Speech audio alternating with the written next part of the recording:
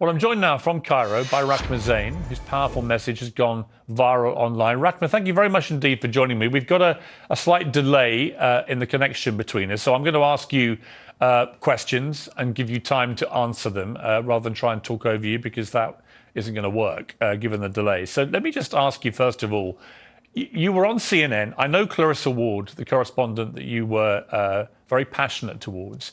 In my opinion, having worked at CNN, she is one of the best foreign correspondents in the world.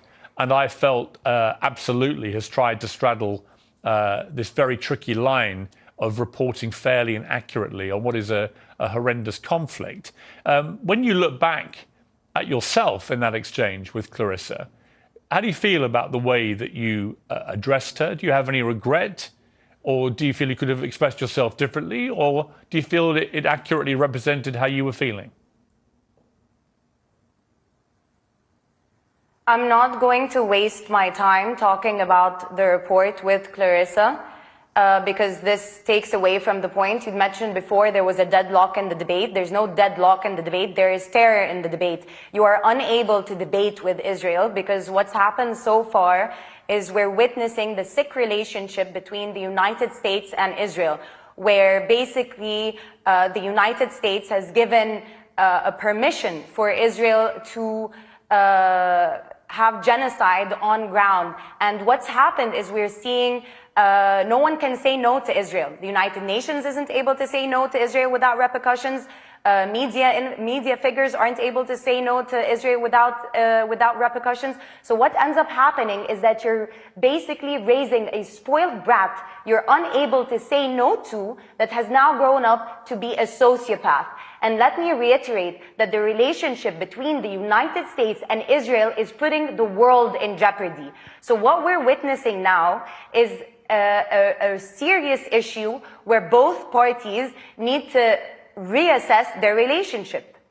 I understand that Biden, because he's pitted his own people against each other and wasted billions of dollars giving them to Israel instead of looking at his own homeless, his own medical care issue, his own student loans issue. So a lot of American people are also extremely angry, and they're also looking at unfair coverage. The reason this video has gone so viral, one, it's alarming that it's gone so viral, because what should be going viral is the footage that we are witnessing out of Palestine, out of the occupied territories, of children being massacred. It's not a war. A war assumes that both parties are on equal footing.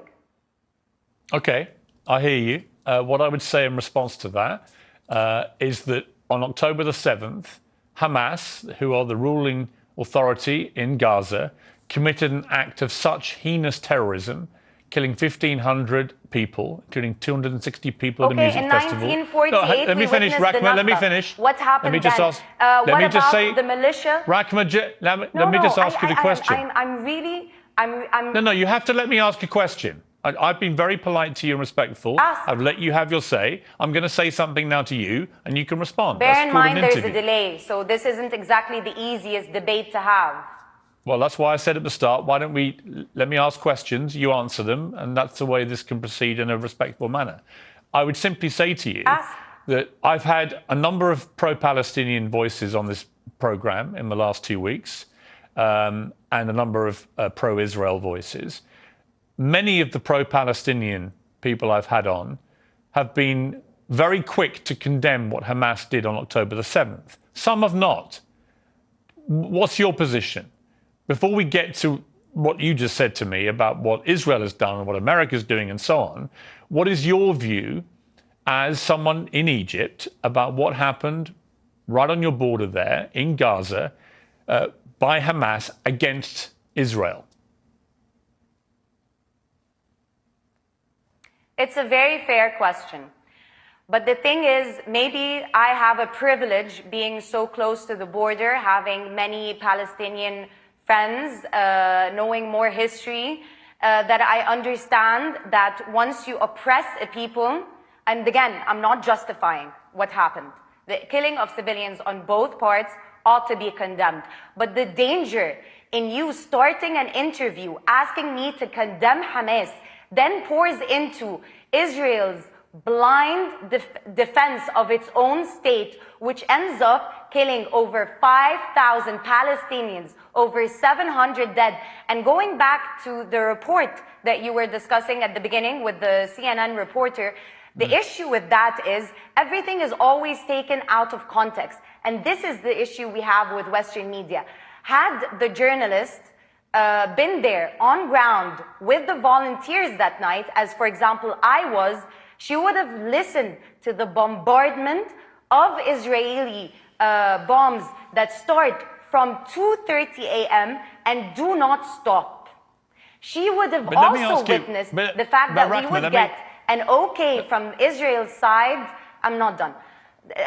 From Israel's side, that the supplies would go in, and then it's like they toy with your morale so that for hope from both sides is stopped. The narrative has got to change. Okay, the idea. I, for example, I don't have the PR of Israel. I don't have the money to hire the Justin Biebers of the world and have them say pray for Israel and whatnot. But what I do have is the truth. And the reason this video has gone so viral is because people felt it. People felt that it was the truth. Let me ask a question, Rachma. So my question is this. When Hamas did what they did on October the 7th, they will have known, absolutely known, that Israel's response would have been this. And it would have involved the deaths of many thousands of innocent people in Gaza as a consequence of going after Hamas. They will have known that.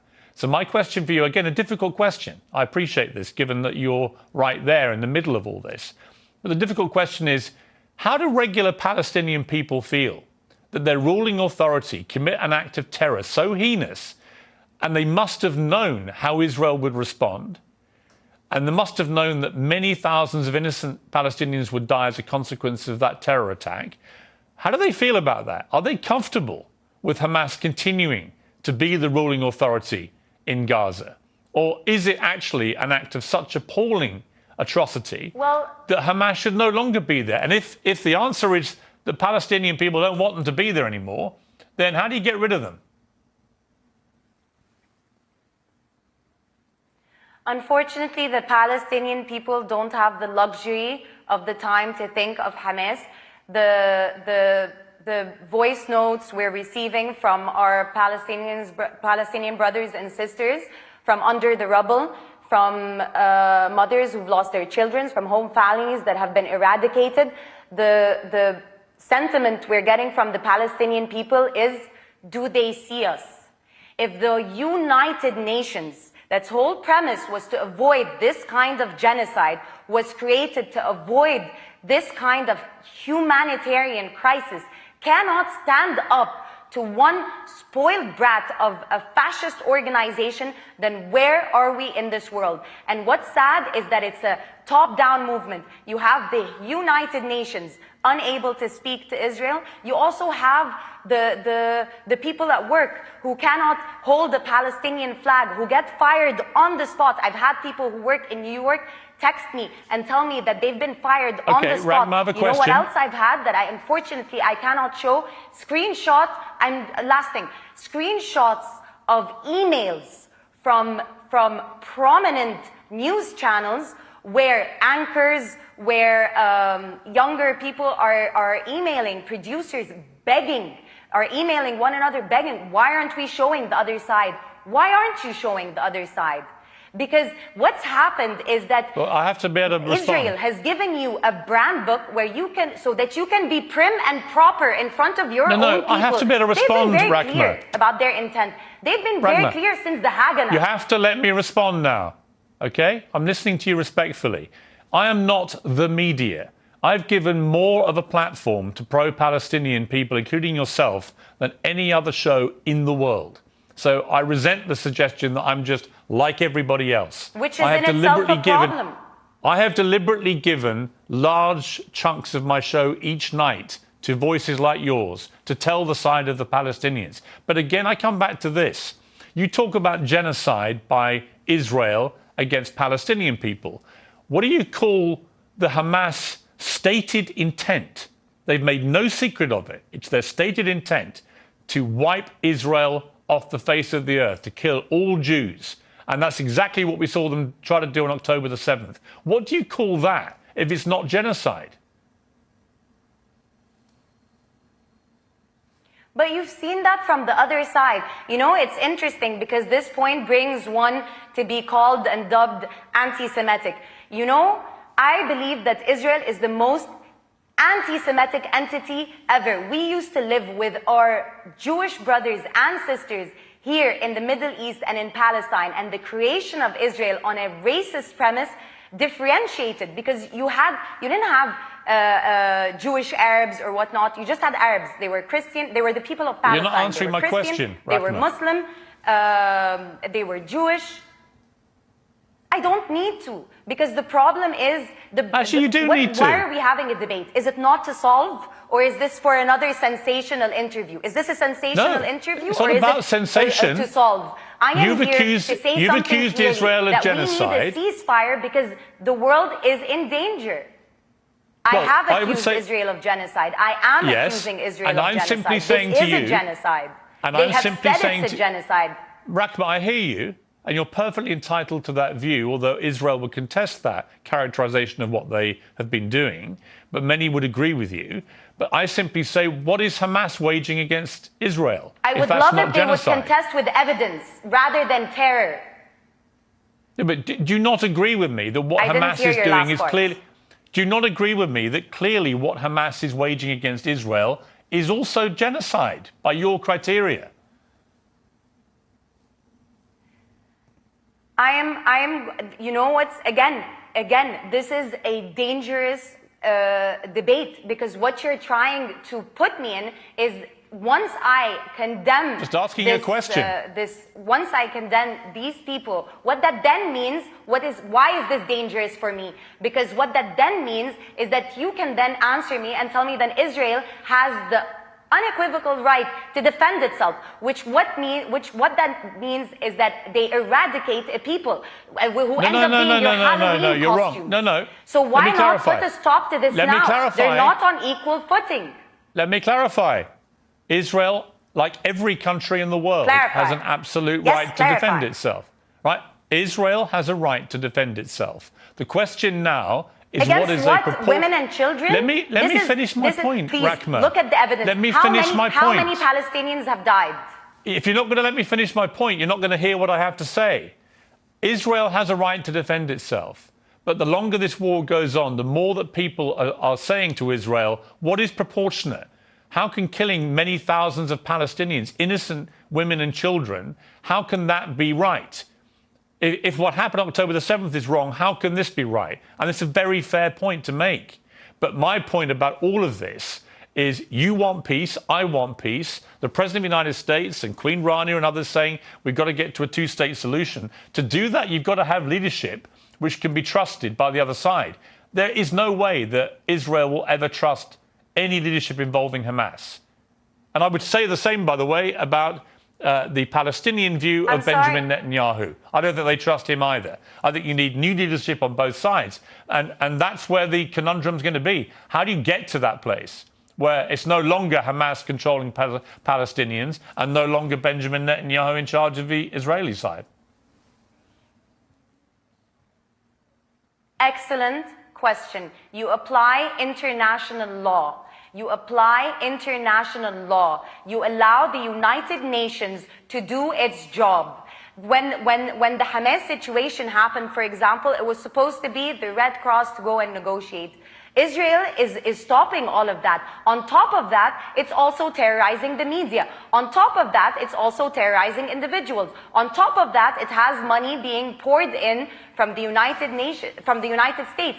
On top of that, it has the backing of the European Union. On top of that, it has the backing of Britain that started this whole farce. So what ends up happening is, who's speaking for the Palestinian people? So for a solution to happen, you need to empower the United Nations so that Israel is not making a mockery of the United Nations. How am I needing to reiterate this more and more? I am giving you a solution. Rahma, you're giving me your solution. And you're still telling me Hamas. Rahma, you've just given me... There will always be Hamas if you occupy a people. let me just finish this point. If you occupy a people, if women in labor are having to give birth at checkpoints, if you're having people imprisoned, if you're having this merciless bombardment of Palestinians, you are going to breed Hamas. It starts with the stronger party. Rachma, I've given you a long amount of time. And this today. is why the jargon is dangerous. Okay, I hear you. And I respect your right to your opinions. And I've given you the platform to air them. And I appreciate you coming on the program. Call for Thank you very much. ceasefire then. That's not my job. My job is to try and interview people at the center of this. You may not like that, but it is. But I appreciate you coming on the program. Thank you. Interviews, sure. It wasn't sensational. It wasn't. But thank you very much.